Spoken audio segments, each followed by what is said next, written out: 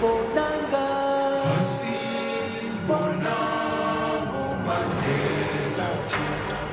la paix qu'on a, la paix chérie qu'on a.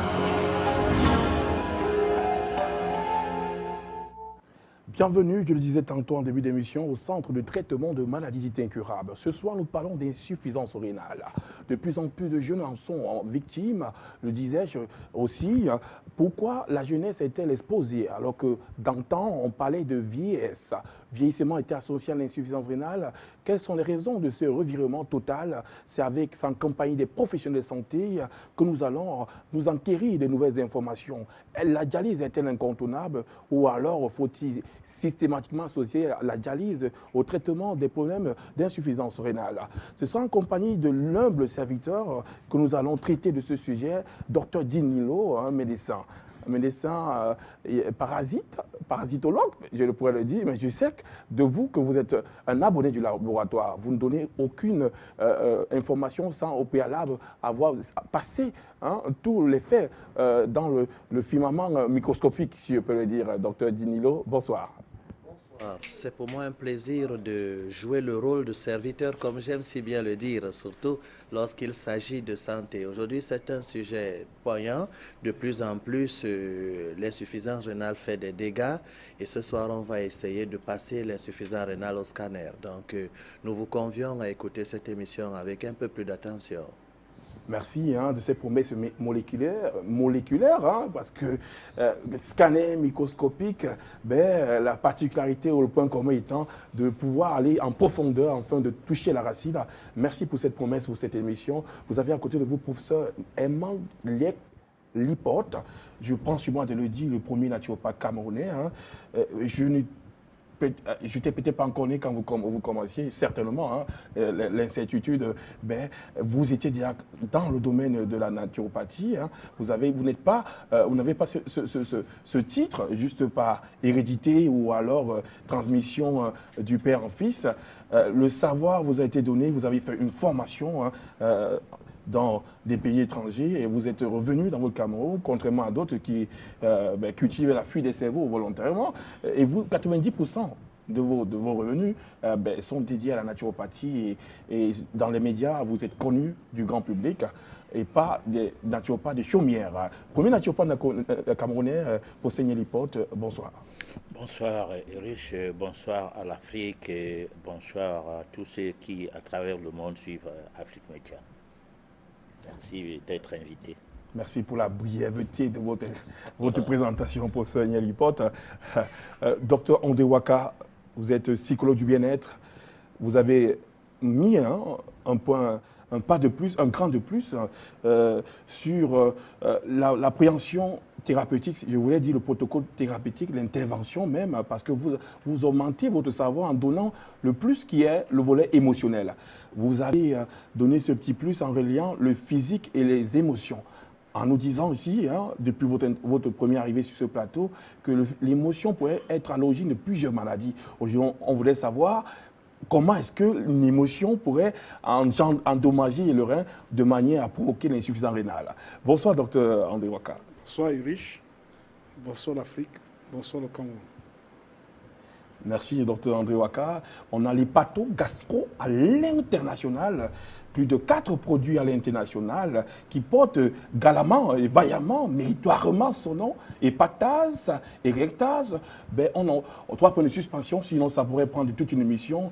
Hépatogastro, Tazon Maurice, bonsoir. Merci, monsieur Erich, bonsoir. C'est un honneur pour moi d'être invité sur ce plateau ce soir d'Afrique Média pour débattre de la santé des humains, qui est vraiment important et nécessaire pour nous. Et le sujet de ce soir, l'insuffisance rénale, c'est une maladie chronique qui fait rage à travers le monde.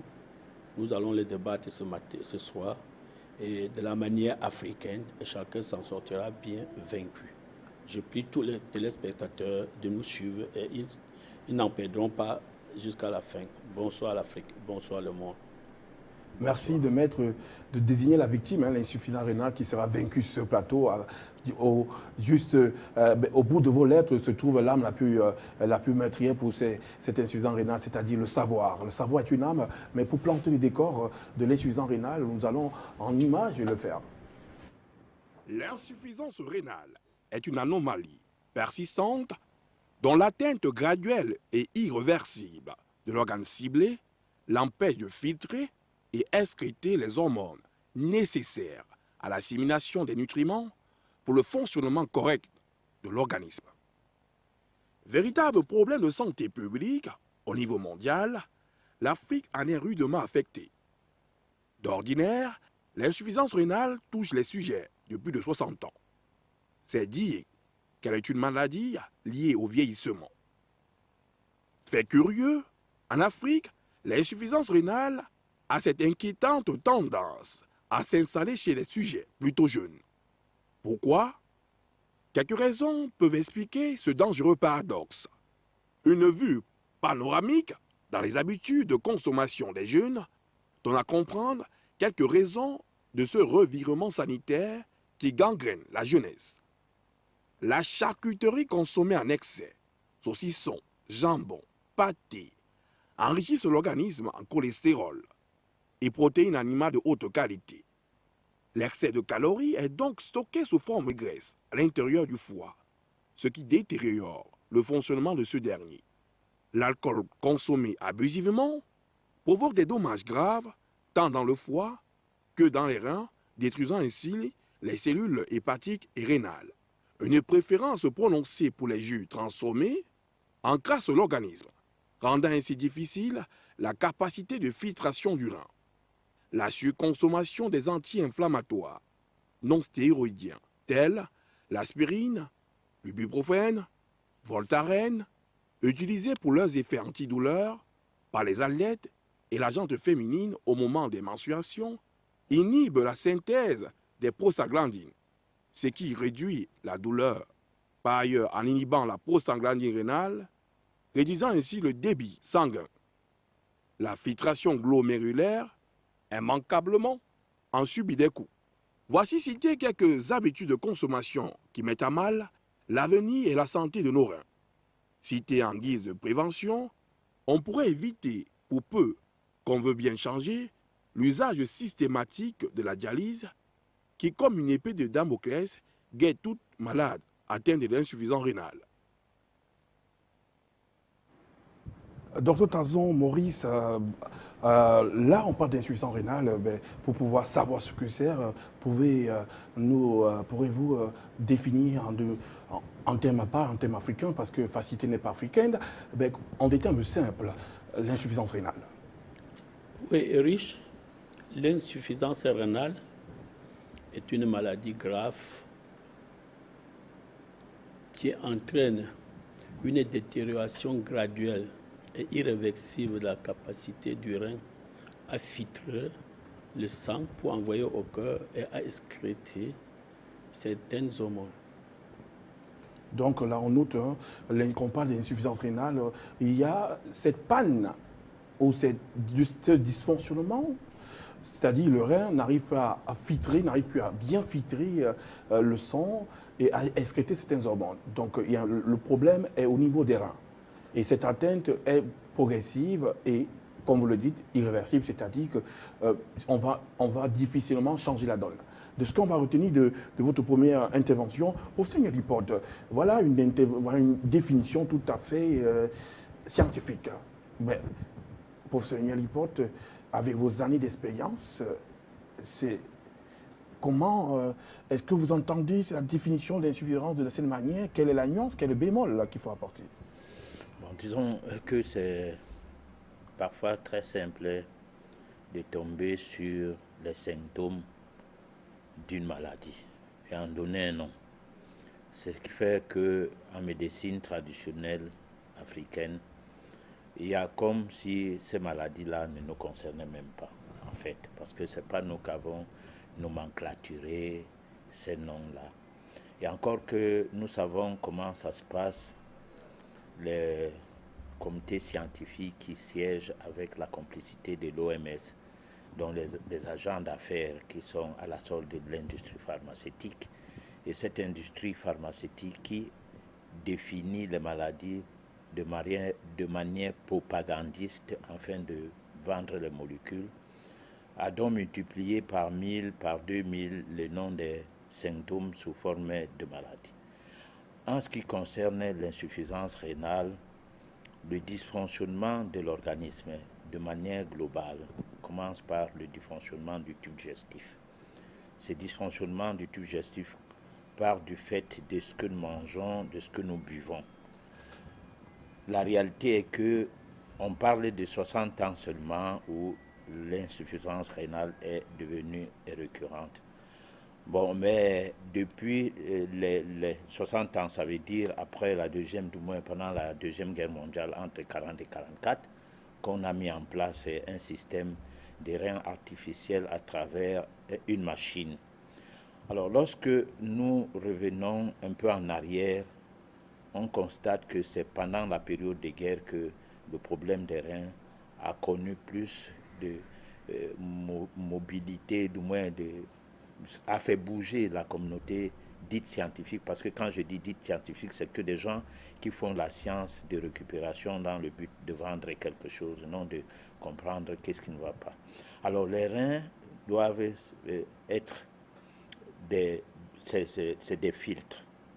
Alors les filtres, ça veut dire quoi? Ça veut dire que lorsque on met une nourriture dans la bouche pour l'avaler, si au cas où la mastication n'a pas suivi, si parce que ce qu'on a mâché n'a pas pu digérer à la bouche, comme ça se passe avec les glucides qui doivent digérer absolument à la bouche, au niveau de la bouche, si ça se retrouve que ces glucides vont plus loin à l'intérieur de l'organisme, sans que ça soit bien imbibé de la glande salivaire, du moins de la salive, de l'hormone que produisent les glandes salivaires.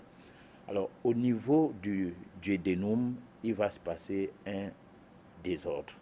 C'est ce désordre qui va faire en sorte que le sang qui va venir du côté, du moins puisque le sang part du cœur pour revenir au cœur, alors quand il part du cœur, il passe par les poumons, le foie, il traverse tout l'organisme et il remonte par le tube digestif au niveau de l'intestin grêle et autres, et ramasse tout ce qui est comme nutriment pour que le foie prenne en charge ce qui est utile au foie et stocke cela. Et si le foie ne trouve pas en tout ce que nous avons mangé quelque chose d'utile, il renvoie ça au niveau du sang.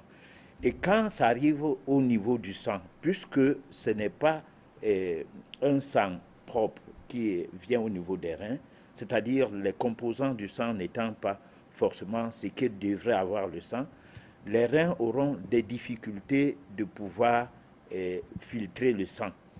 Et ces difficultés vont faire que les néphrons, au niveau des glomérules, les glomérules qui sont comme l'ami de pain, le pain, c'est les néphrons, dont le filtre des reins, n'étant pas approprié pour un sang qui est surchargé de déchets, vont à la longue se boucher et s'abîmer. Comment donc résumer et donner une définition plus simple? Alors, la définition la plus simple, c'est celle que tout le monde dit, mais moi je dis il faut commencer par voir la chose là où on glisse pour voir là où on tombe.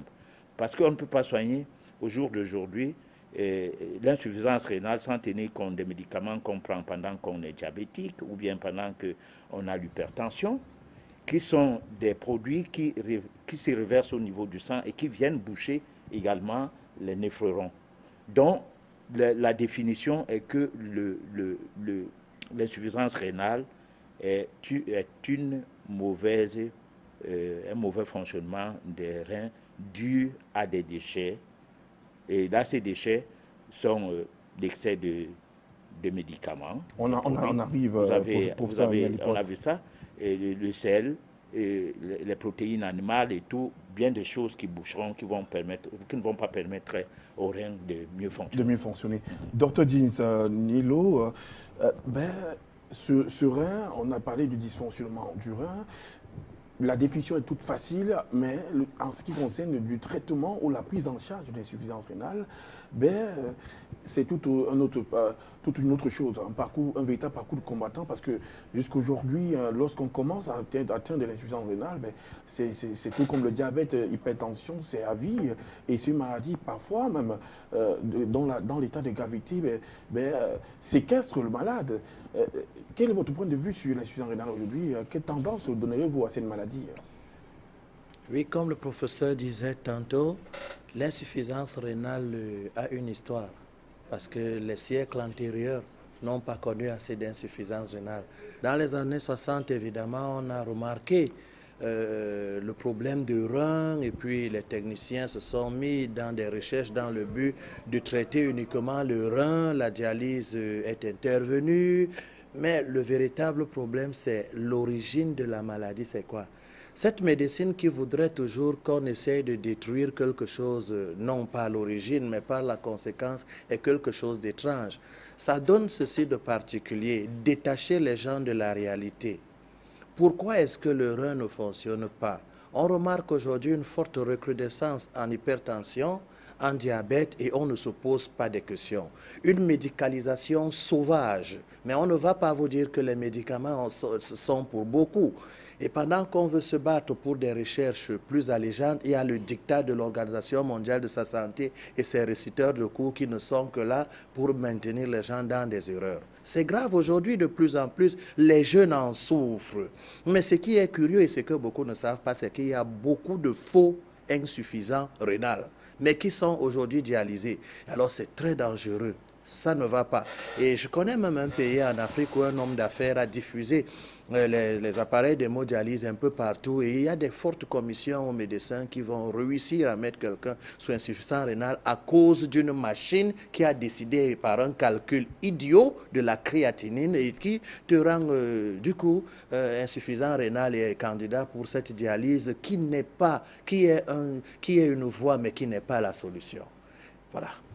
Là, dedans, vous parlez de faux insuffisants rénales. Et on pointe toujours du doigt un doigt accusateur sur ces appareils. Voilà, on a commencé à des appareils de dépistage. Maintenant, c'est la dialyse qui n'est plus un appareil de dépistage, mais qui est là pour traiter. Mais si on doit remettre en question toutes ces machines paramédicales qui sont censées apporter du soulagement à la santé, à partir de quel moment on peut dire, alors, parler d'insuffisance rénale, il suffit-il de passer à la dialyse? Ulrich, qu'est-ce que d'abord l'insuffisance rénale? C'est ça d'abord. Quelqu'un va te répondre, un bon réciteur de cours va te dire qu'on est insuffisant rénal quand le taux de créatinine est un peu élevé dans le sang. Ça, c'est encore une fois un calcul tellement bête de la chose. Et on vous soumet à des conditions qui ne sont pas bonnes. Je dis et je répète, le plus grand pyromane des États-Unis fut un pompier. Après 20 ans d'incendie, il est devenu expert en extinction des flammes. Mais on devait applaudir après avoir découvert que c'était lui le plus grand incendiaire. C'était le meilleur pompier parce qu'à force de mettre le feu partout, il avait appris à les éteindre. Alors il fallait applaudir. À force de nous imposer les fabrications bidons de ces choses, je ne dis pas que ça ne fait rien, mais je dis qu'on peut aller mieux. Il faut des recherches pour améliorer le fonctionnement du rein à partir de la prévention et non de canaliser les gens sur cette dialyse avec un manque sévère de techniciens comme on en trouve régulièrement en Afrique centrale avec des grèves, des insuffisants rénaux, et on ne peut pas s'asseoir pour poser des questions sérieuses. Les gens qui fabriquent ont intérêt. Actuellement, aux États-Unis, des usines de fabrication des appareils d'hémodialyse sont en recrudescence. Vous connaissez la prière de quelqu'un qui vend les cercueils? Je vous écoute. C'est que les gens meurent, on achète les cercueils. Quand une grosse usine de fabrication des appareils de dialyse se multiplie, vous croyez que créer les insuffisants rénales en amont pour essayer de les dialyser en aval, ça n'existe pas dans notre monde? C'est mal connaître ce monde. J'attire l'attention, on va dire oui, il dit, ce gars-là, mais j'attire l'attention des gens. On ne peut pas soigner les reins en dirigeant tous les regards uniquement sur les appareils d'hémodialyse. Pourquoi les reins sont malades? First. Secondo, est-ce que tous sont condamnés à la dialyse? A-t-on cherché une autre voie? Moi, je dis non, on n'a pas cherché une autre voie. Et c'est comme ça que petit à petit, nous sommes conduits à l'abattoir. Ça devient une épidémie mondiale. Hein. J'ai suivi les rapports et les statistiques. Et les jeunes en pâtissent de plus en plus. Les vraies questions doivent se poser. Allons-y, on va en parler. Ben, suivez mon regard. Docteur André Ouaka, voilà, je peux dire, Dr Dean a carrément exposé le complot, le vaste complot, hein, dans la fabrication de la dialyse et même ces faux insuffisances rénales qui sont dirigées de manière systématique de la dialyse. Ben, votre regard sur l'évolution de la dialyse chez les sujets jeunes, quel est votre regard là-dessus? Riche. Si je te réponds directement sur l'évolution de la dialyse chez les jeunes, j'aurais mal commencé mon débat parce que vous ne pouvez pas parler d'une chose et pas. Il faut d'abord définir l'insuffisance rénale. Et en plus, j'ai un problème avec la science. Et j'ai comme impression qu'on a lancé une bombe dans la tête des hommes. Parce que la connaissance et la capacité d'éveil d'un homme à être conscient de son existence et des réalités qui l'entourent. La connaissance n'est pas la lecture de ce que les autres ont écrit pour le répéter. Parce que j'ai un problème avec la science. Et le fait même qu'on dit que l'insuffisance rénale est une maladie grave, moi je pense que c'est une erreur. Parce que notre émission vise à donner la réalité aux hommes. Parce que nous vivons dans un monde émotionnel. Lorsque vous faites comprendre aux gens que l'insuffisance est une maladie grave, vous créez de la psychose aux hommes. Or, on nous a tous appris que le corps de l'homme est auto-réparateur. Et je me pose la question de savoir comment un organe peut subitement être attaqué. Et on nous dit qu'il est grave au point pour le réparer. Maintenant, je vais vous dire une chose, ce qui est curieux. À l'école primaire, sur nos livres de sciences, il était écrit science d'observation. Et depuis un certain temps, nous ne voyons plus le mot observation. Mais on ne sait pas pourquoi le mot observation a disparu, parce que justement, on sait qu'un mot peut créer un déclic à tout le monde, et on commence à voir les choses clairement. Alors, le mot observation a disparu. La science est basée sur l'observation, l'expérimentation et les résultats. D'après notre observation aujourd'hui, on se rend compte que l'insuffisance rénale, en fait, n'est qu'une maladie que les gens refusent ou on les empêche de savoir ce qui se passe. Parce qu'en réalité, monsieur Erich, 90% des malades d'insuffisance rénale ont été d'abord diabétiques, hypertendus. Maintenant, il existe dans notre corps un organe qu'on appelle l'intestin grêle. L'intestin grêle, depuis des décennies, c'est le seul organe du corps humain qui n'a jamais connu de cancer. Pas de pathologie. Pourquoi? Parce que c'est un organe qui est régulièrement plein d'eau et porte en moyenne 8 litres d'eau régulièrement. Et cette eau est alcalène. Ça suppose que c'est un organe qu'il n'y a pas possibilité à n'importe quel microbe de l'attaquer. Maintenant, le deuxième organe qui devait bénéficier, c'était le rein, puisque le rein est un organe d'eau. Mais comment se passe-t-il qu'aujourd'hui, c'est plutôt le rein qui est diabolisé, qui est la maladie la plus répandue, où même les milliardaires en souffrent. Simplement parce que lorsqu'on vous a soumis hypertendu, on vous donne un comprimé que vous devez consommer au quotidien pour neutraliser le sucre, le cholestérol dans le sang. Lorsqu'on vous a déclaré diabétique, on vous donne un comprimé qui va détruire le sucre dans le sol. Or, lorsque ce comprimé arrive, la réaction chimique de ces deux éléments laisse les traces de sel. Or, c'est quel sel? Ce sont les sels de charge positive. Le rein est un organe d'eau et qui se nourrit du bon sel. Et c'est le mauvais sel qui le détruit. Cela suppose que ce sel, ces traces de sel que vous consommez au quotidien vont aller détruire les défauts. C'est-à-dire à travers la surmédicamentation. Bien entendu. C'est vérifié. Vous allez constater, faites une recherche, vous allez constater que 90% d'insuffisance rénale ont été d'abord diabétiques ou hypertendus. Ce n'est pas une coïncidence. Mais personne ne cherche de ce côté. Mais la question que je pose est simple. La maladie est déjà là. Toutes les intelligences visent donc à acheter des machines pour dialyser.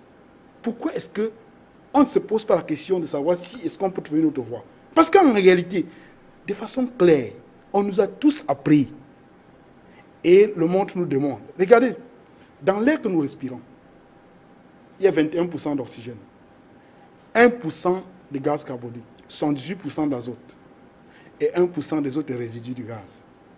Mais monsieur, depuis que la Terre existe, l'air dans notre, c'est-à-dire que l'oxygène dans l'air est resté 21%. S'il diminue de 2%, la vie devient impossible. Cela suppose que vous avez fait n'importe quoi, vous brûlez le monoxyde, vous produisez le monoxyde de carbone ici, la nature la régule et remet l'air à normal. Or, l'homme que nous sommes est la miniature de la nature. Cela suppose que nous devons nous réguler autant que la nature elle-même. Mais qu'est-ce qui se passe que notre corps, qui devait se réguler autant que la nature, a un organe qui se détruit? Au lieu de trouver des solutions pour réguler l'organe, on passe plutôt dans une solution alternative où il faut filtrer, il faut remplacer le rein par une autre machine qui doit faire le travail du rein. Et on isole le rein. Et ce qui est curieux, c'est que qu'est-ce qui empêche le rein de s'auto-régénérer? Ce sont les aliments que les mêmes fabricants de médicaments, les mêmes fabricants de dialyse, comme ils sont dans tous les secteurs, ce sont eux qui produisent. Parce qu'il y a quelque chose qui empêche l'auto-régénération. Qu'au cours de cette mission, nous allons débattre. Merci, Dr André Ouaka. À savoir, qu'est-ce qui empêche vraiment l'auto-régénération? Pourquoi on est conduit inévitablement à utiliser, à avoir recours à la dialyse? On répondra à ces questions tout à l'heure. Docteur Tazon, Maurice, mais les signes quand même annonciateurs d'un mal de rein ou d'une attaque du rein, parce que si on s'y prend très tôt, on peut empêcher de tomber dans l'insuffisance rénale chronique. Mais quels sont les signes qui peuvent annoncer, bien que beaucoup de lectures disent que c'est une maladie asymptomatique, les symptômes? Oui, Rich, l'insuffisance rénale, comme vous dites, est au départ ignorant par beaucoup de gens avec des signes asymptomatiques. C'est-à-dire, le malade peut vivre pendant plus de dizaines d'années sans se rendre compte que lui, il est comme ça en train de finir.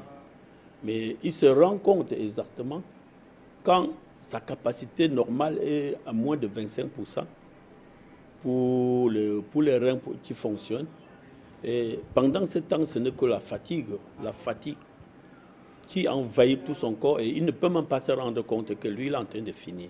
C'est quand il est au sein du gouffre que lui, il ne peut plus rien, que s'installent les symptômes proprement dits de l'insuffisance rénale.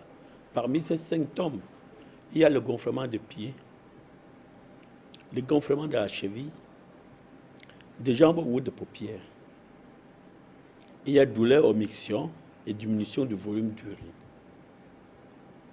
Il y a miction plus fréquente. Il y a insuffisance urine mousseuse ou foncée. L'hypertension artérielle ou diabète, qui sont des signes annoncés de cette maladie. Et il y a une fatigue inexplicable et une perte vertigineuse de poids. Dans tout cela, il y a aussi de la nausée et le vomissement. Tout ça, ça ressemble à beaucoup de maladies que nous connaissons. On va arriver là-bas. Il y a la perte d'appétit et mauvais goût dans la bouche. Merci, docteur. Il y a l'insuffisance rénale. Merci, docteur Tazon Maurice, oui. pour les signes. Ça, c'est les signes annonciateurs. Ça dit qu'à partir desquels on peut s'interroger ou alors se poser des questions, savoir si le rein fonctionne bien ou pas. Docteur Dean, on va rechercher plus maintenant dans les causes. Après avoir découvert les signes avec docteur Tazon, gonflement des pieds, la perte d'appétit, la perte de poids, et les gonflements autour des paupières, tous ces analyses, ces signes, mais les causes, où situent les causes? Pourquoi l'insuffisance rénale de nos jours et pourquoi de plus en plus de jeunes? De plus en plus, c'est avéré, nous mangeons très mal, et du n'importe quoi. Sans oublier que les médicaments sont aussi pour beaucoup dans l'affection des reins. Parce que comme disait comme le reconnaissent le reste des panélistes, il y a un fort lien entre le diabète et l'hypertension. Donc, la majorité des cas d'insuffisance rénale sont des hypertendus ou des diabétiques. C'est là où se situe le problème. Qu'est-ce qu'on fait pour empêcher aux gens d'être diabétiques, d'être hypertendus? Pourquoi la médicalisation sauvage des masses? Un bon médecin, quand il sort de la faculté de médecine, il reçoit un parchemin. Et celui que je peux appeler son saint patron, c'est Hippocrate, qui explique bien combien de fois la médicalisation est dangereuse. Il dit que la nourriture soit ton médicament et que ton médicament vienne de ta nourriture pour éviter le pot du chimiste. Aujourd'hui, lorsqu'un médecin veut faire dans la prévention, on dit qu'il met en danger la pharmacie. Donc le plus grand médecin actuellement est celui qui vous tue avec les médicaments.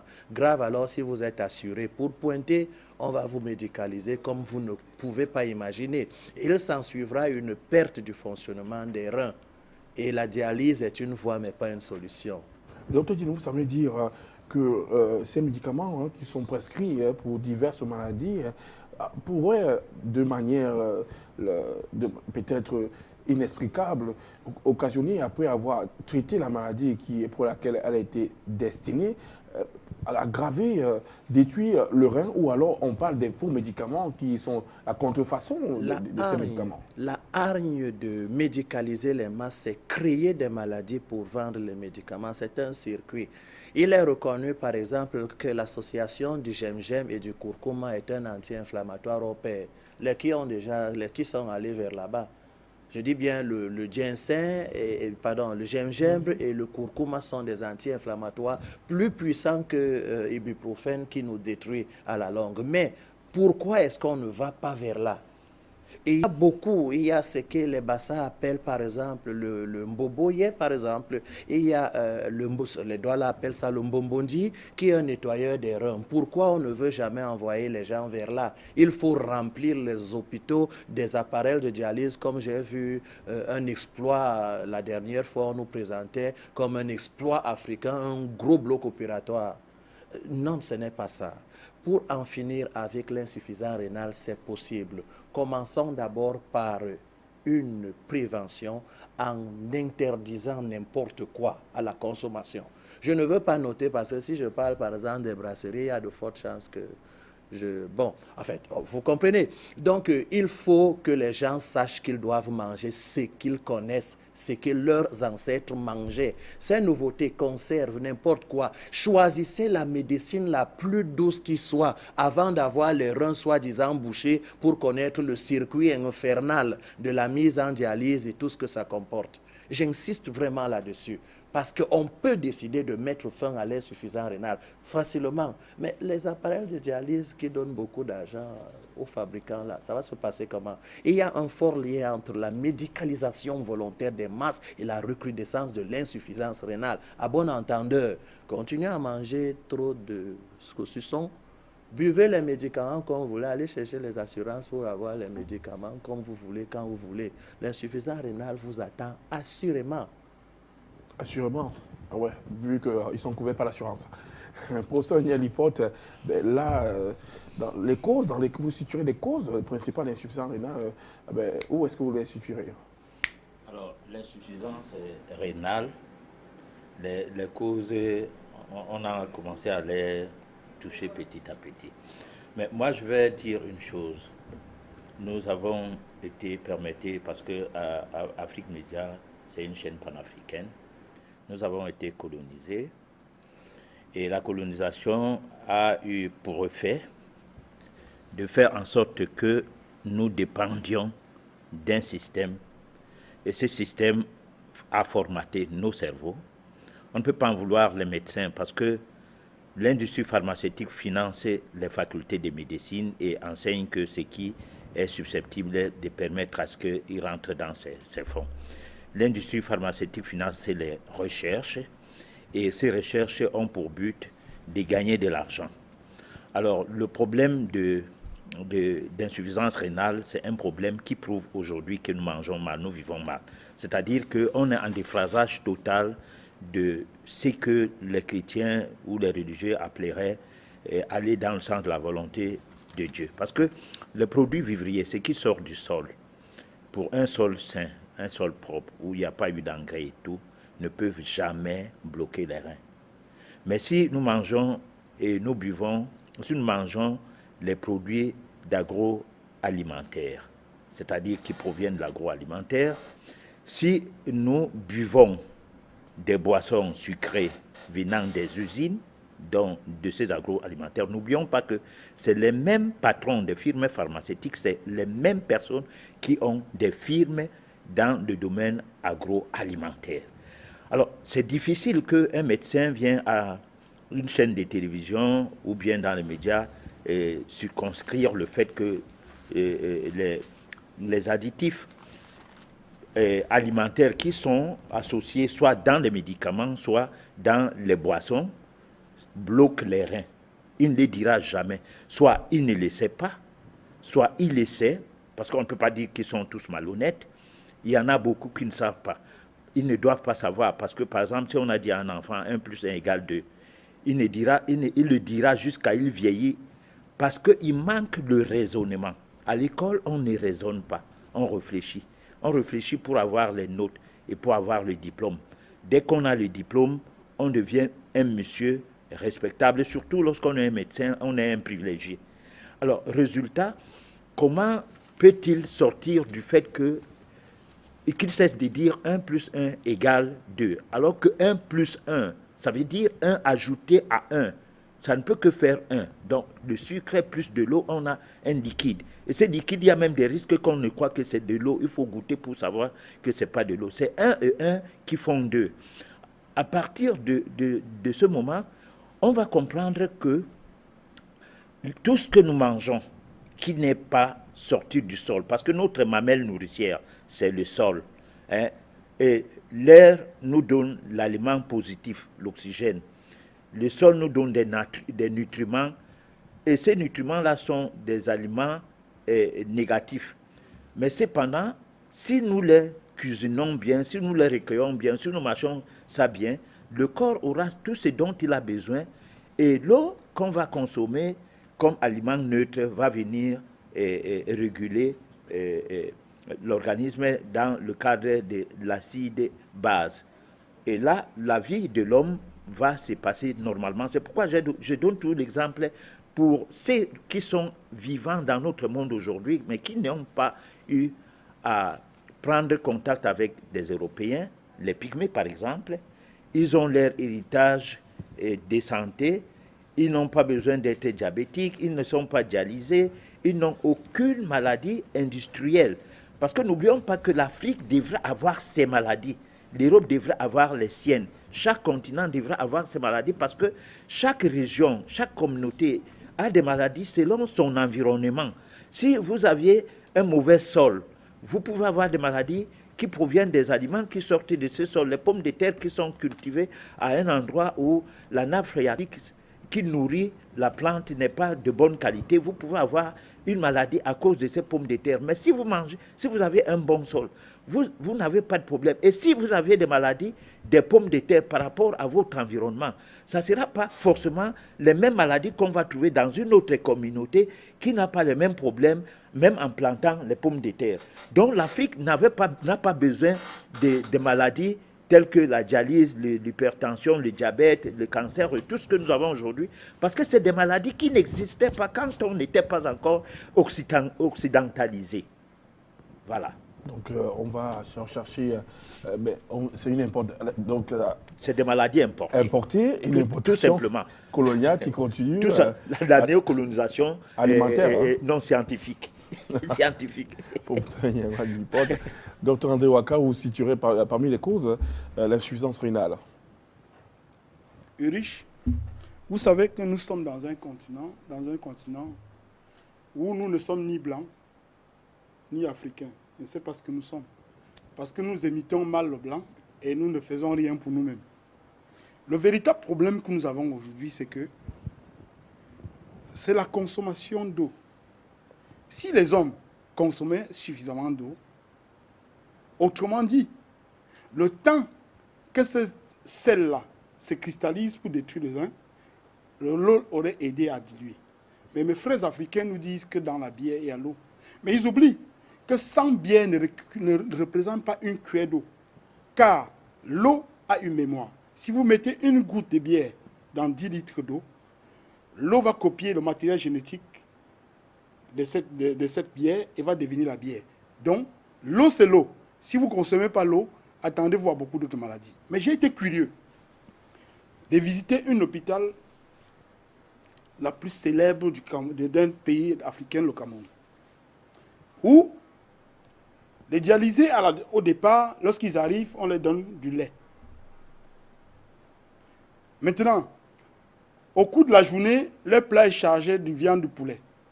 Monsieur, vous ne pouvez pas souffrir de l'insuffisance rénale, boire le lait, manger la viande et guérir. C'est impossible. Impossible. Pourquoi?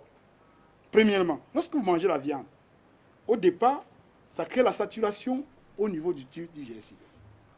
Ensuite, ça acidifie le sang. Et plus loin encore, ça va modifier la séquence de l'ADN. Et lorsqu'elle modifie la séquence de l'ADN, ça fabrique dans votre corps les cellules de charge positive. Or, les cellules de charge positive, qu'est-ce qu'ils font? Leur seul rôle, c'est de faire pression sur l'ADN. Or, l'ADN, c'est quoi? C'est une plaque d'information où le système polyphémaire doit lire les informations avant de reproduire une cellule. Comment pouvez-vous, dans une situation pareille où vous souffrez d'une maladie et on vous donne ce qui vous empêche de guérir, et par conséquent, on est en train de vous dialyser? C'est une histoire. Peut-être c'est fait sans Non, connaissance. monsieur, nous avons fait des lettres, nous avons rapproché pour chercher à savoir si est-ce qu'il peut y avoir modification. On nous dit que l'information vient de loin. Ils ne peuvent pas faire le contraire. Donc C'est comme ça. ils savent que le c'est pas... cuisinier nous dit carrément que c'est comme ça qu'on lui demande de faire. Il ne peut pas faire à sa volonté. Vous croyez? C'est impossible. Monsieur, c'est amusant. Vous ne pouvez pas manger la viande, boire le lait, manger les crevettes, tout ça, et guérir de l'insuffisance rénale. C'est impossible. Ou bien les œufs de ferme, là. C'est impossible. Vous n'avez pas fait un rapport pour les envoyer pour pouvoir les Donc, sensibiliser? Mais monsieur, on est à la quête d'argent. Tu veux le sensibiliser quoi? Lui-même s'il fait l'erreur, le chasse là-bas, sa famille va faire comment?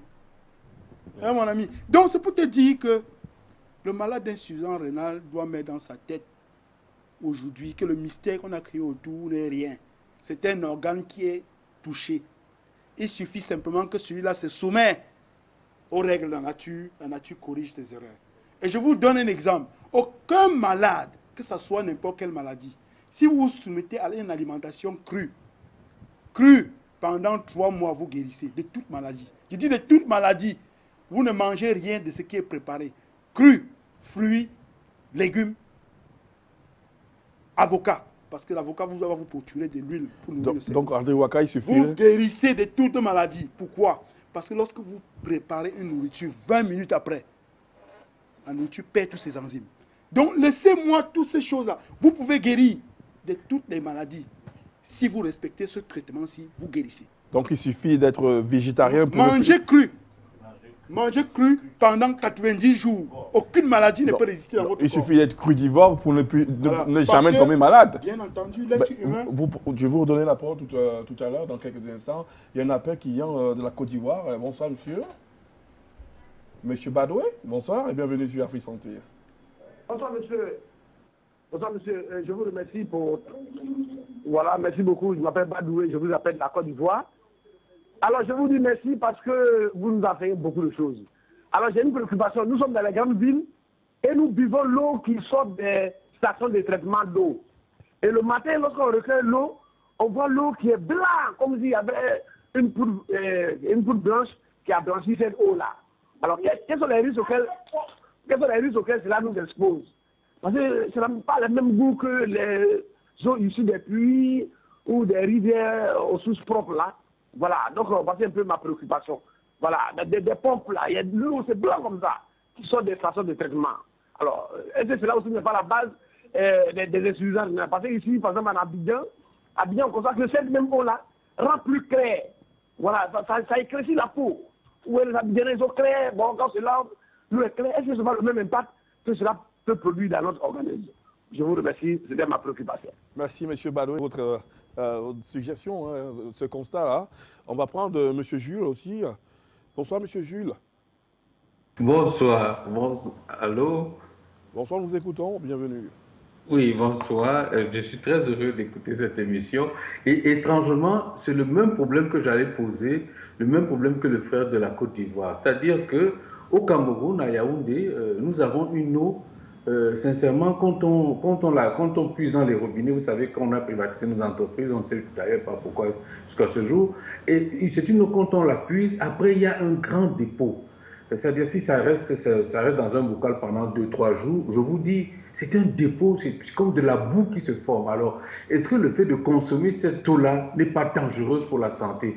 Parce que parlant d'eau, est-ce que consommer ça vraiment, c'est pas dangereux pour la santé? Et si c'est le cas, qu'est-ce qu'il faut faire pour améliorer vraiment les conditions? Parce que beaucoup de personnes au Cameroun n'arrivent pas à acheter de l'eau, on va dire en bouteille vendue dans les supermarchés autres. Donc c'est un peu ma préoccupation parce qu'on parle de boire de l'eau sincèrement. Quand on voit ça, on est plus tenté de boire des jus, des choses comme ça que de consommer ce genre de liquide qui semble vraiment pas du tout propre à la consommation. Je vous remercie. Merci. Un autre appel, nous allons accueillir la majorité des appels. Nous avons Prince Baka en ligne. Prince Baka, nous écoutons. Bonsoir. Oui, oui, merci beaucoup, Ulrich. Je voudrais d'abord dire merci à vous-même et à votre panel pour l'importance des choses que vous faites. Parce que, vous savez, la vérité a été longtemps cachée et Afrique Média, qui est le messie du monde, est venu mettre tout au clair. Enfin, je veux dire, pour déchirer le voile. Afrique Média est venu déchirer le voile qui permettait pas aux gens de connaître la vérité. En fait, Afrique Média, toutes les vérités sont crues, tout est clair, et nous en sommes très heureux. Et je suis autant plus heureux que vous convoquez au niveau du panel des gens très valables. Des gens très valables, je vous assure, Dr Ding, vous devez savoir que chaque fois que je vous vois, je suis très heureux. Dr Waka, vous devez savoir de même, et même le professeur, vous savez, Dr Waka a dit quelque chose qui m'a tellement impressionné ce soir. Vous savez, il y a plusieurs volets sur lesquels on devrait agir pour avoir la bonne santé. Je crois que le premier volet, ou le premier aspect, c'est d'abord l'aspect psychologique. Il n'est pas bon, à mon sens, comme l'a dit Dr Waka, de dire aux gens qu'il y a des maladies graves, presque irréversibles. Je crois que ce n'est pas bien, parce que ça agit négativement dans le moral. Je pense comme ça. Peut-être que je me trompe, mais dans le cas où je me trompe, je serai en train de me tromper avec le Dr Waka, qui l'a dit, parce qu'il ne faut pas en fait dire la vérité aux gens, parce que Dr Waka l'a très bien dit, avec Dr Diaz aussi, le professeur, que l'homme est une nature en miniature. La nature se refait, la nature se corrige. Et on nous a enseigné que la cellule humaine est capable de se régénérer, de se refaire. Donc il est vraiment, j'adhère à ce qu'ils disent, qu'il est possible de guérir de toutes les maladies. Tout ce qu'il faut, à mon sens, à partir des enseignements que vous nous donnez là, c'est de savoir se mettre dans les conditions idéales pour que votre corps et votre cellule soient capables de se régénérer et de retourner à l'état initial de très bonne santé.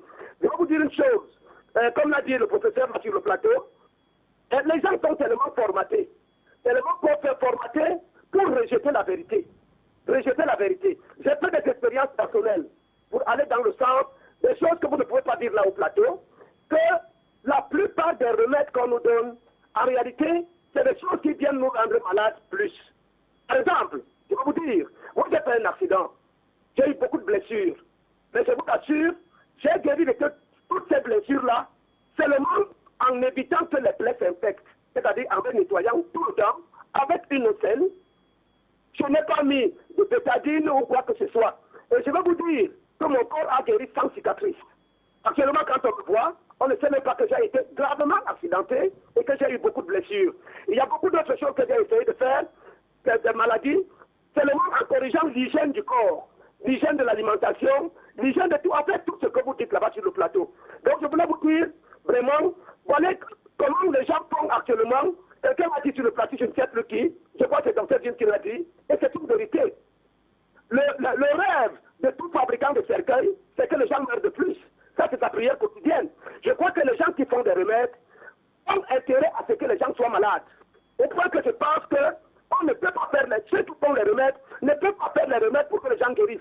Parce que si les gens guérissent, en fait, ils vont encore vendre quoi? Rien du tout.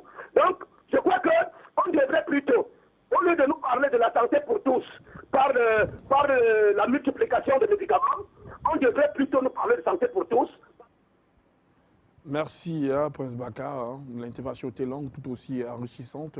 Dr Dean, on parle de l'eau, Dr Dean. C'est quand même un constat vraiment qui a tout son sens. Dr Waka demande de prendre de l'eau quotidiennement pour pouvoir faciliter la fluidité au niveau du sang, faciliter la capacité du rein à filtrer et donc à garder toute sa santé. Mais déjà à la base, est-ce que l'eau qu'on boit est de bonne qualité? Comme l'intervenant a dit, quand vous le faites cuire, vous bouillissez de l'eau, il y a un dépôt carrément, un résidu blanchâtre au fond de la marmite et tout. Comment est-ce que cette eau-là est de nature à soigner nos reins? Oui, justement, c'est la question qu'il faut se poser. De quelle eau il s'agit? Si on exclut la bière, on exclut les jus, enfin les soi-disant jus, mais j'appelle les trucs colorants qui sont sucrés et gazeux, là. Il s'agit de quelle eau?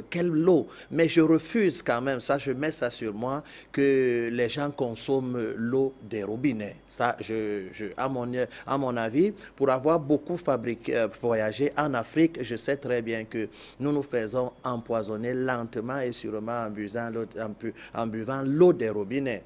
Voilà. Il fut un temps où au Cameroun, on avait des ONG qui installaient les scan water un peu partout. C'était des forages. C'était de l'eau propre.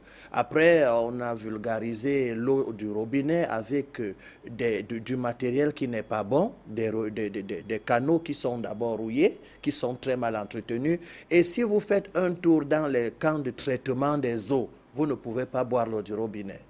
Ça, je vous le dis. Donc, ce n'est pas de cette eau-là qu'il s'agit. Encore, c'est mieux l'eau de source ou bien l'eau d'un vrai forage, pas les forages que je vois dans une grande ville du Cameroun, là, à Douala, creuser n'importe où, dans des sols à humus, ainsi de suite. Voilà. Je dis, mais ça appartient encore aux agents de santé. C'est-à-dire, c'est eux qui doivent veiller à ce que nous ayons de l'eau propre. Franchement dit. Mais Abidjan, comme il dit, moi je connais les centres de traitement d'eau d'Abidjan. Non, vous allez m'excuser, Abidjan, ce n'est pas bon à boire. Cherchez autre chose. Mieux vaut encore faire bouillir l'eau de pluie. Parce que bouillir l'eau, ça chasse les microbes, mais ça ne tue pas les toxines. Hein. Le javel dans l'eau, exagérément, faites bouillir, vous avez même aggravé le problème. Donc, il ne s'agit pas de cette eau. Une eau potable, comme le docteur Waka disait tantôt, est bien pour irriguer le rein, l'entretenir et le maintenir en santé. Mais pas ces eaux bizarres que nous avons. Encore moins les eaux sucrées au gaz, là, pour remplacer l'eau parce qu'on doute de l'eau du robinet. Donc, il faudrait alors se pencher plus vers les eaux de forage. Les eaux de source. Les eaux de source. Voilà. Aller comme dans le temps. La culture du filtre même, si c'est l'eau du puits, un puits propre, la culture du filtre, pas les filtres fantaisistes qu'on voit ici dehors. Un filtre à base de sable, de charbon et ainsi de suite. Les filtres d'avant, pas les filtres publicitaires. Si on prend cette eau qui est blanchâtre et qu'on pratique, on utilise le filtre à charbon, est-ce que ça pourrait pas... Je dis bien que le filtre, comme bouillir l'eau, peut dégager certaines choses. Mais en matière de toxines, le filtre ne peut rien. Si je mets une eau sévèrement javelisée, filtrée, vous n'avez rien fait. Le chlore va passer et ça va vous attaquer. Donc, il vaut mieux se tourner vers d'autres sources plus potables. Oui, bien. Avec le robinet. Professeur Nyeribord, vous partagez comment sortir de ce robinet? Vous en consommez peut-être? Il y a un problème. L'eau du robinet est une eau maltraitée. Maltraitée ou oui, maltraitée? Non, maltraitée. Maltraitée à l'amont, lui, il a déjà expliqué comment. Moi, je vais à l'aval, c'est-à-dire l'eau, c'est un produit naturel. Prenons le mouvement d'eau des mers, le reflux et le flux, donc les marées hautes, les marées basses. Alors, l'eau a une indépendance, l'eau a une vie. L'eau est le seul liquide qui n'est jamais muté. C'est-à-dire les particules, les molécules d'eau sont les mêmes. Mais cependant, parce que l'eau est le seul liquide qu'on peut dicter une forme, qu'on peut dicter une énergie, qu'on peut dicter une pensée. Et l'eau fait ce dont vous avez besoin. Par exemple, deux fois, on a l'impression que les exorcistes sont des petits malins. Non. Quand vous prenez de l'eau, vous regardez l'eau pendant un bon bout du temps. Si vous aviez des appareils photo qui vous permettent de filmer l'eau à l'état avant et à l'état après une certaine pratique sur l'eau, vous allez constater que les molécules de l'eau ont fait un autre dessin sans que vous ayez touché de l'eau, rien qu'en fixant de l'eau et en y mettant la pensée. À côté de l'eau, vous mettez une certaine musique. Et ça va former d'autres, c'est-à-dire les molécules vont prendre un autre dessin. Donc, l'eau est quelque chose de très, très dangereux à vouloir manipuler ça n'importe comment. Et si nous parlons des reins, étant donné que si on donne plus d'eau au corps, c'est là que les reins pourront facilement travailler pour faire son filtrage. Mais si on ne boit pas de l'eau, on rend encore plus difficile le travail des reins. Donc moi je pense que, le problème de l'eau de robinet, les problèmes de l'eau de forage et les problèmes de l'eau de source qui sortaient directement des rochers, comme dans le temps ancien lorsque nous étions dans les villages où chaque maison s'arrangeait avant l'urbanisation. Voilà, s'arrangeait à avoir une source d'eau. Bon, aujourd'hui, on est dans un monde, c'est ce que je disais, que nous sommes occidentalisés. Nous devrons souffrir de cette occidentalisation, mais sauf qu'on doit être intelligent. Surtout de cette eau occidentalisée. Hein. Voilà. Docteur André Ouaka, déjà quand vous êtes vous partez à la clinique, hein, lorsqu'on veut faire la prise en charge des malades qui souffrent d'insuffisance rénale, on leur dit surtout pas de prendre de l'eau. Pourquoi on limite la quantité d'eau pour ces malades-là? Erich, je voudrais dire une chose un peu sur l'eau. Tout ce que docteur Jean a dit et ce que le professeur a dit est tout à fait vrai. Mais seulement, ne seulement pas la psychose. Parce que nous devons savoir que tous ces techniciens qui manipulent l'eau ont reçu une école qui leur a appris que c'est comme ça qu'on fait, puisqu'ils sont les étudiants d'une science qui les explique quelles sont les méthodes qu'il faut pour filtrer l'eau. Mais il se passe que ce qu'ils mettent dans l'eau, voulant tuer les microbes, c'est ça qui va plutôt demain détruire le corps. Mais seulement, nous sommes des êtres humains et chaque être humain est une entité unique à son genre, capable de s'étendre jusqu'à l'infini. Et tout ce qui vous arrive, vous êtes conséquent à 100% parce que vous avez la matière grise pour raisonner. Moi, je conseille aujourd'hui à chaque Africain de sortir de ce problème. Comment? En utilisant du charbon actif pour filtrer leur eau. Alors, le procédé de faire charbon actif est ceci, simple, parce qu'il ne faut pas cacher les procédés. Vous prenez le charbon actif. Alors, le charbon carbonisé, bien carbonisé, parce que le charbon, c'est du carbone. Mais à l'intérieur de ce carbone, il y a ce qu'on appelle les résidus de monoxyde de carbone et de dioxyde de carbone. Alors, vous versez de l'eau dessus. C'est-à-dire, vous avez hydrolysé le charbon. Vous hydrolysez une bonne quantité de charbon, vous versez de l'eau dessus. L'oxygène qui est dans l'eau va commencer à neutraliser le monoxyde de carbone, puisque le monoxyde de carbone qui est à l'intérieur du charbon est un fixateur d'oxygène. Et ensuite, vous le faites chauffer. Quand vous allez faire chauffer, l'évaporisation de l'hydrogène qui va sortir en forme de vapeur et libérer les pores. Et là, vous fabriquez un bac, vous versez ce charbon à l'intérieur et vous faites traverser votre eau que vous devez consommer dans ce charbon. Et quand vous avez fait traverser votre eau dans ce charbon, vous le laissez reposer, vous buvez l'eau, il va capter tout ce qui est toxique à l'intérieur de votre eau. Maintenant, pour revenir à la question que vous m'avez posée, Erich, le problème des hôpitaux m'inquiète un tout petit peu. Parce que premièrement, ce n'est pas seulement l'eau qu'on vous demande de consommer très peu, mais on vous dit aussi de ne pas consommer du sodium complètement. Or, on oublie que le sodium, sans le sodium, il n'y a pas de transport énergétique. C'est le sodium qui transporte le courant électrique pour animer les nerfs. Or, le rein a besoin du sodium, mais seulement qu'il a besoin d'une quantité bien définie. En surplus, ça le neutralise. Ça lui cause des problèmes. Mais quand on interdit complètement un malade insuffisant rénal, de consommer le sodium. C'est un problème. De deux, on interdit à tout malade insuffisance rénale de ne boire que des millilitres d'eau. Or, c'est une question de proportion. Ça dépend de chaque malade insuffisance rénale. Parce qu'il y a ce qu'on appelle chaque jour, je dis ici, le polymorphisme génétique. Aussi, le degré de maladie. Or, on demande à tout malade insuffisance rénale, or, c'est un moyen d'aggraver leurs problèmes. Donc, Ulrich, chaque malade d'insuffisance rénale, parler trop de la science me trouble parfois. Parce que tout le monde n'est pas fait pour comprendre la science. La science, c'est fait pour les scientifiques. Est-ce qu'il y a une possibilité d'éviter la dialyse? Est-ce qu'il y a une capacité... Quand vous êtes déjà malade... Une possibilité de permettre à ce rein de s'auto-générer sans passer non, par la quand vous avez déjà l'insuffisance rénale vraie, vous devez utiliser la dialyse comme un élément de support en attendant la régénération de votre rein, en vous soumettant à ce qu'il faut pour permettre la régénération. Parce que vous êtes déjà malade, le rein ne peut pas faire son travail. En attendant, au lieu de... C'est mieux encore de s'accrocher à un serpent pour sortir de l'eau que de se noyer. Donc, oui.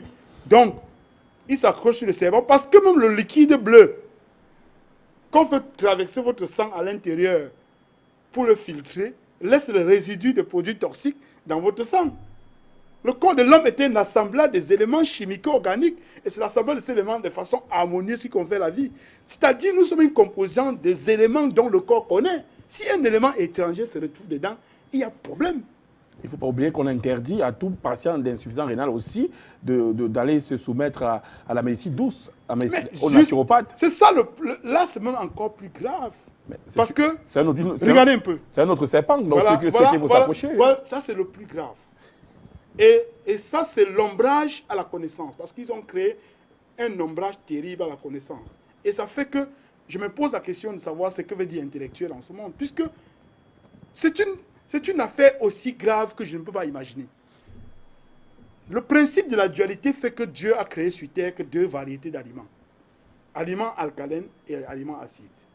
Lorsque vous classez les aliments, il y a le riz, les légumes, la tomate, l'oignon, maintenant l'aloe vera et le moringa. On dit que l'aloe vera est remède. Et on dit que la tomate est nourriture. Or, l'aloe vera et la tomate ont les mêmes propriétés. La différence, c'est simplement la proportion. Mais on demande au malade de manger son riz avec sauce tomate à la maison, sans problème. Mais on lui dit de ne pas manger l'aloe vera. Simplement parce que l'aloe vera a un potentiel alimentaire plus élevé, de peur que ça le soigne.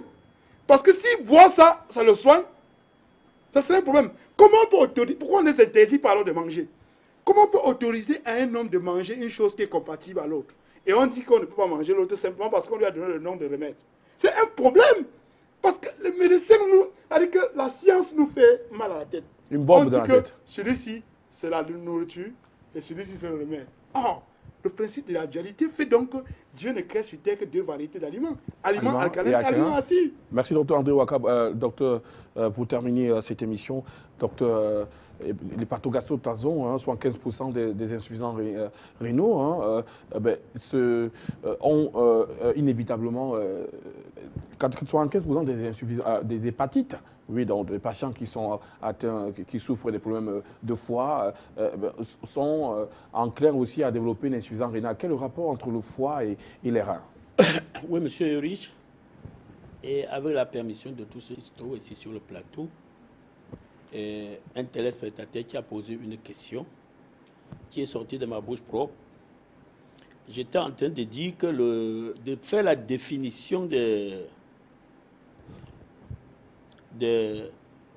insuffisance rénale chronique grave. C'était la définition scientifique. Mais je n'avais pas terminé mes propos. Le modérateur a jugé que, bon, peut-être je dérapais ou comment il a enlevé le mot. Alors que je devais faire la synthèse et la contradiction sur le problème des mots graves que l'Occident met pour effrayer nos frères afin qu'on les suive. Donc c'est à peu près ça que je voudrais vous dire. Mais pour la question, rapport entre synthèse et l'hépatite virale et l'insuffisance rénale, en tant qu'hépatogastro de profession, auquel je ne risque rien, je peux dire d'abord que l'hépatite virale L'hépatite est une inflammation du foie causée par un virus. Alors que l'inflammation du foie, alors que l'insuffisance rénale est une maladie causée par une détérioration du système des reins. Et que moi, quand je m'en vais regarder, il y a les complications de cette maladie de l'insuffisance rénale qui ressortent, que le diabète et l'hypertension sont le cause principale de l'insuffisance rénale. Et que moi, en tant qu'hépatogastro, je vous le dis, le diabète est un dérèglement du foie. L'hypertension est un dérèglement du foie. Alors, il faut savoir que les deux définitions sont en contradiction avec ce que nous sommes en train de vivre ici sur la question qu'on vient de me poser. Parce que l'hépatite est virale et l'autre est une maladie grave. De contradiction qu'on ne peut pas trouver de solution. Ça, c'est juste pour nous endormir et nous enterrer vivants. C'est pour ça que moi, j'ai tenu à tout prix pour dire que l'insuffisance rénale présente à ce moment 25 symptômes, que j'ai un diagramme devant moi que j'ai fait sortir. L'hépatite a 34 symptômes, c'est-à-dire les maladies qui sont liées au foie, et que sur ce diagramme, il y a 18 maladies qui sont communes pour les deux cas. Et l'autre est virale, l'autre est une maladie grave. C'est pour dire quoi? Que c'était juste pour nous endormir et pour nous enterrer vivants, comme je viens de le dire. C'est une distraction de dire que nous allons croire, parce qu'on dialyse une personne pendant 3 fois par semaine, qu'on est en train de les guérir. Les guérir de quelle manière? Le faire vraiment, le rendre calculateur, c'est-à-dire il reste toujours avec les soucis, parce qu'il ne peut plus rien faire. L'insuffisance rénale est une maladie qu'on ne peut pas, l'insuffisance rénale est une maladie qu'on ne peut pas compter avec l'hépatite virale. L'hépatite virale est une autre maladie. Ce qui fait que, bon, les deux maladies ne peuvent pas marcher de la même manière et que nous disons que l'opinion internationale doit revoir de près ce que l'insuffisance rénale. Alors, il y a parmi les 25 maladies, il y a une dizaine qui sont particulièrement liées aux symptômes de la maladie, aux symptômes d'insuffisance rénale, et sur l'hépatite virale, une vingtaine qui est aussi particulièrement. Alors, pour dire quoi? Merci, docteur Tazon. Vous comprenez que mon but ici est de vulgariser la connaissance, mais de la répandre, pas vulgariser, le terme peut être péjoratif ici, et la connaissance vraiment savante, la connaissance utile de manière à ce que les téléspectateurs de l'autre côté puissent comprendre, pratiquer et avoir les résultats. Comme docteur André Waka le disait, observation, expérimentation, résultat. Donc, à partir de l'intervention, on croit, on veut croiser les doigts et croire vraiment que de l'autre côté, on a pu retirer quelque chose de votre bien, entre guillemets, exposé. Merci, docteur Tazon, d'avoir participé à cette émission, docteur André Waka, votre grand amour humaniste qui fait limiter la caste. Merci, docteur André Waka, merci, professeur Nyerli Porte, pour le cours intégral et même l'histoire. Docteur, l'humble serviteur, je le dirais, docteur Dins, merci aussi d'avoir répondu présent, d'avoir fait tout un long voyage pour venir donner encore de plus de connaissances aux téléspectateurs. On va retenir à la conclusion de cette émission qu'il ne faut pas exclure totalement la dialyse. On ne dit pas à tous ces insuffisants rénaux de laisser la dialyse de côté pour pouvoir boire de l'eau, mais comme docteur André Waka l'a dit, il vaut mieux s'accrocher à un serpent pour sortir de l'eau que de mourir noyé. C'est la conclusion qu'on pourra retenir ici, et les naturopathes ne sont pas tout à fait exclure de ce processus. Il faut même une complémentarité parce que lui, le docteur André Waka a bien signalé que après avoir été dialysé, et lorsque le rein est réparé, peut-être à 80%, on pourrait intervenir alors le naturopathe. Dans le monde, c'est un tout, le monde est un tout, alors ici la médecine aussi se veut holistique et globale. Là. Voilà ce qu'on peut retenir, l'insuffisance rénale, et pour la prochaine fois, nous continuerons davantage à vous édifier sur d'autres maladies. D'ici là, portez-vous bien, à bientôt et bonne santé.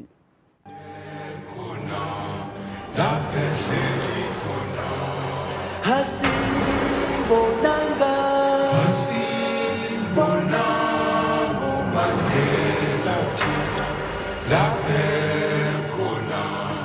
la pêche et l'icône.